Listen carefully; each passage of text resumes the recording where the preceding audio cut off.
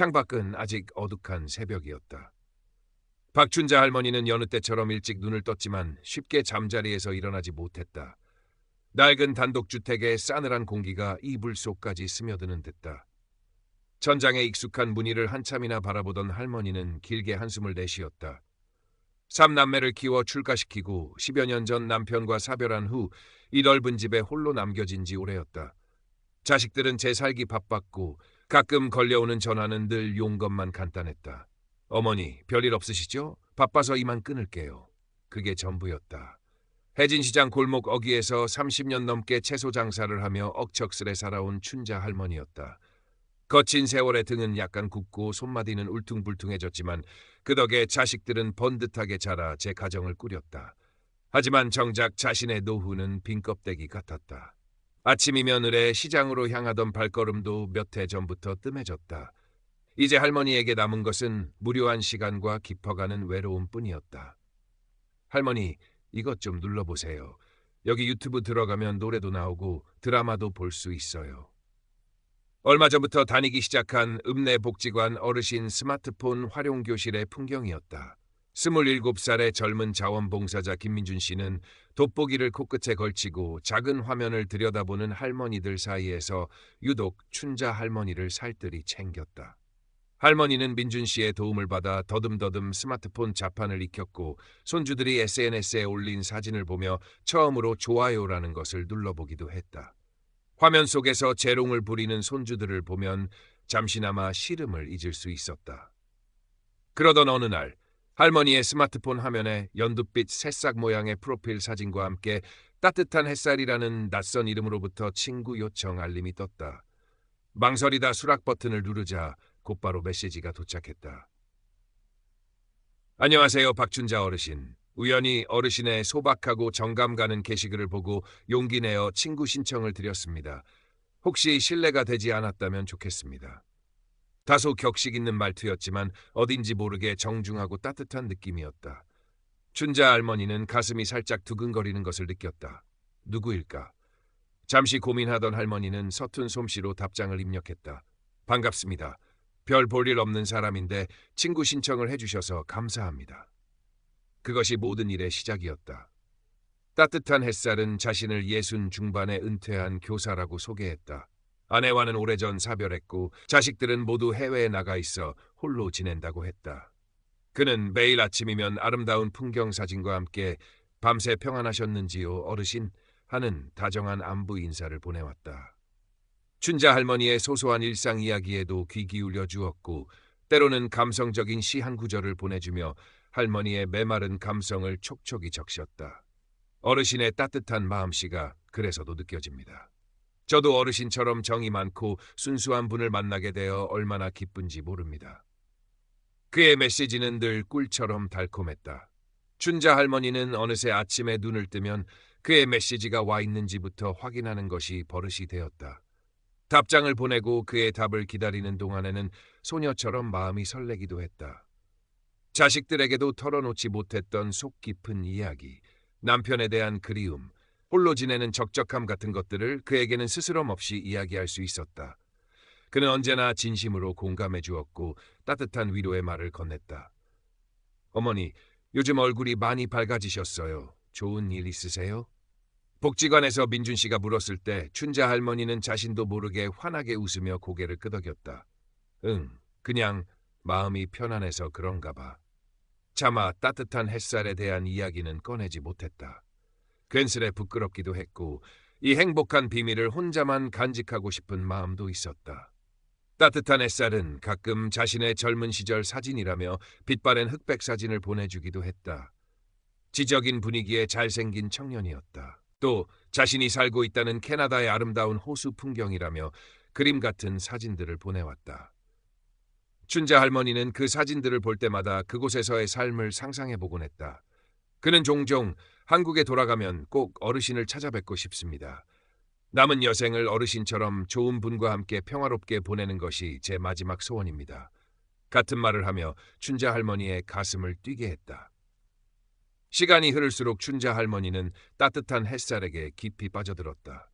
그는 이제 단순한 온라인 친구가 아니라 삶의 의미이자 유일한 위안이었다.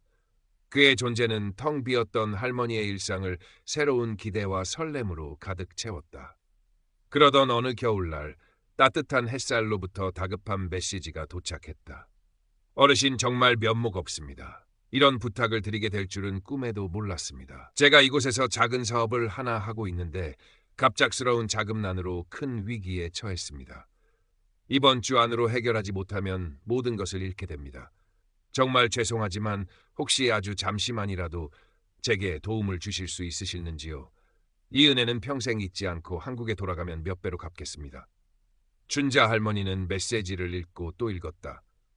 가슴이 철렁 내려앉았다. 그동안 그가 보여준 진심과 따뜻함을 생각하면 당연히 도와야 했지만 액수가 문제였다. 그가 조심스럽게 언급한 금액은 자그마치 500만 원이었다. 시장에서 채소를 팔아 한 푼 두 푼 모으고 자식들 결혼시키고 남은 돈을 은행에 넣어둔 것이 전부인 할머니에게는 너무나 큰 돈이었다. 며칠 밤낮을 고민했다. 자식들에게 의논할까도 생각했지만 분명 반대할 것이 뻔했다. 아니, 그 이전에 자신이 이런 일로 고민한다는 것 자체를 이해하지 못할 것 같았다. 어르신 제발 저를 도와주십시오. 어르신만이 제 유일한 희망입니다. 그의 간절한 메시지가 연이어 도착했다. 춘자 할머니는 결국 무거운 마음으로 은행을 찾았다. 떨리는 손으로 예금 일부를 해지하고 창구 직원이 알려준 계좌번호로 돈을 송금했다. 부디 이 돈이 그분께 힘이 되기를.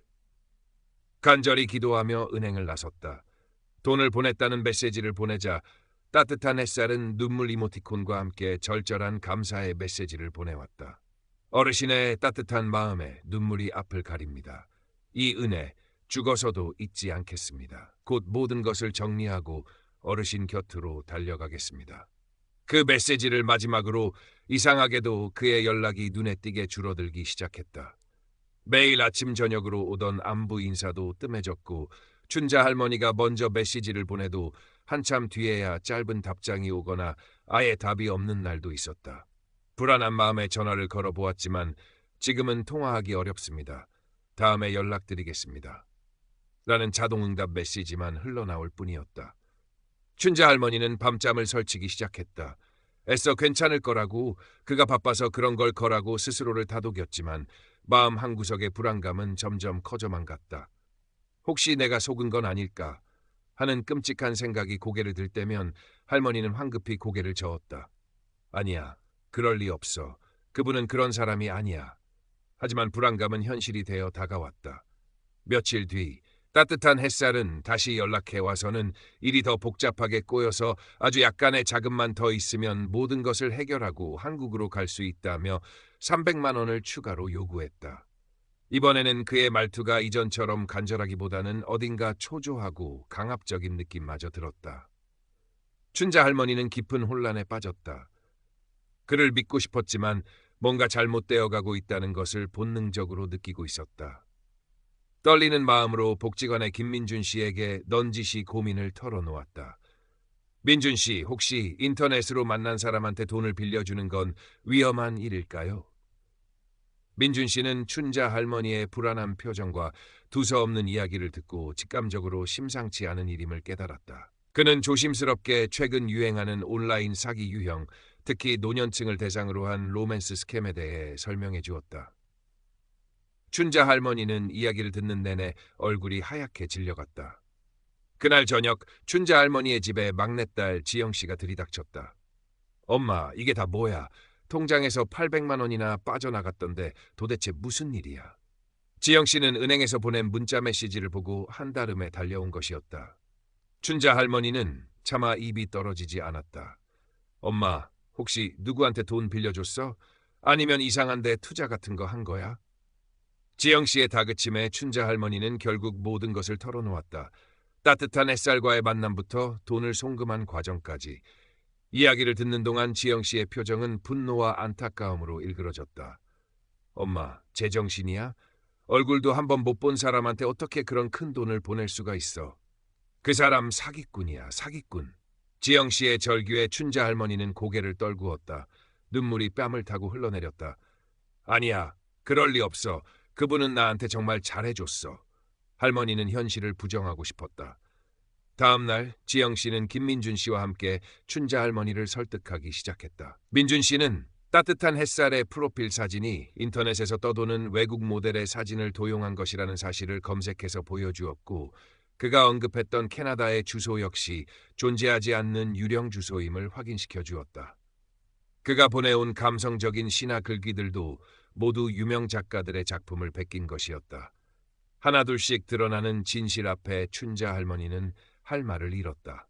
지난 몇 달간 자신을 행복하게 했던 모든 것이 한낱 신기루였다는 사실, 평생 모은 쌈짓돈을 허무하게 날려버렸다는 자책감, 그리고 무엇보다 믿었던 사람에게 철저히 배신당했다는 인간적인 절망감이 해일처럼 밀려왔다. 내가 바보였어. 내가 등신이었지. 춘자 할머니는 방바닥에 주저앉아 아이처럼 통곡했다. 따뜻했던 햇살은 간데없고 차갑고 잔인한 폭풍우만이 그녀의 마음을 핥히고 지나갔다. 수십 년 시장 바닥에서 모진 풍파를 견뎌왔던 춘자 할머니였지만 이번 상처는 너무나 깊고 아팠다. 돈보다 더 아픈 것은 사람에게 받은 상처였다. 그토록 진심으로 믿었던 마음이 산산조각 난 것이다. 며칠을 시금전폐하고 방 안에만 틀어박혀 있던 춘자 할머니는 지영 씨와 민준 씨의 부축을 받아 겨우 경찰서 문턱을 넘었다. 떨리는 목소리로 피해 사실을 진술했지만 경찰관의 표정은 밝지 않았다. 할머니, 이런 종류의 사기는 범인을 잡기가 쉽지 않습니다. 대포통장이나 해외 IP를 사용하는 경우가 대부분이라서요. 그래도 최선을 다해 수사해 보겠습니다. 돈을 되찾을 가능성은 희박하다는 현실은 춘자 할머니를 더욱 깊은 절망으로 밀어넣었다. 한때 삶의 유일한 낙이었던 스마트폰은 이제 쳐다보기도 싫은 흉물이 되었다. 복지관 스마트폰 교실은 물론 시장에도 나가지 않고 종일 멍하니 창밖만 바라보았다. 웃음도 말수도 사라진 할머니의 모습에 자식들의 마음도 타들어갔다. 지영 씨는 다니던 직장에 휴가를 내고 매일같이 어머니 곁을 지켰고 다른 자식들도 주말마다 찾아와 어머니를 위로했다. 어머니, 다 저희 잘못이에요. 어머니 외로우신 것도 모르고 저희가 더 잘했어야 했는데. 자식들은 뒤늦은 후회와 죄책감에 눈시울을 붉혔다. 김민준 씨도 틈틈이 할머니 댁을 찾아와 말벗이 되어주었다. 할머니, 절대 할머니 잘못이 아니에요. 누구나 당할 수 있는 일이에요. 너무 자책하지 마세요. 그의 진심 어린 위로에 춘자 할머니는 조금씩 닫혔던 마음의 문을 열기 시작했다. 시간이 약이라는 말처럼 더디지만 아주 조금씩 춘자 할머니의 상처도 아물어갔다. 어느 날 지영 씨는 할머니 방에 작은 화분 하나를 가져다 놓았다. 엄마, 이 꽃 이름이 희망이래. 엄마도 이 꽃처럼 다시 예쁘게 피어났으면 좋겠어. 춘자 할머니는 말없이 화분을 바라보다 아주 오랜만에 희미하게 미소를 지었다. 몇 달 뒤 춘자 할머니는 떨리는 손으로 다시 스마트폰을 잡았다. 민준 씨가 알려준 노년층 대상 온라인 사기 예방 교육 영상을 찾아보았다. 영상 속에서는 자신과 비슷한 일을 당한 사람들의 이야기가 흘러나왔다. 할머니는 그들의 아픔에 공감하며 조용히 눈물을 훔쳤다. 그리고 결심했다. 다시는 이런 어리석은 일을 당하지 않겠다고. 그리고 혹시라도 자신과 같은 아픔을 겪는 사람이 있다면 작은 힘이라도 보태주고 싶다고.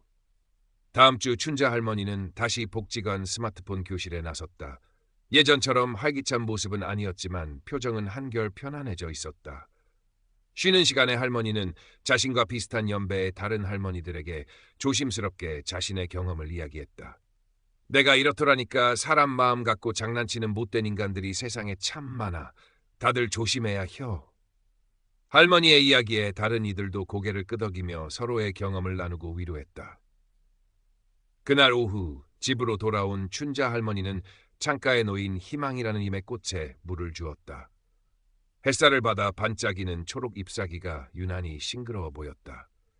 모든 상처가 사라진 것은 아니었지만, 그리고 잃어버린 돈을 되찾을 수도 없었지만 춘자 할머니는 이제 그 아픔을 딛고 다시 한번 살아갈 용기를 얻은 듯했다. 스마트폰 화면에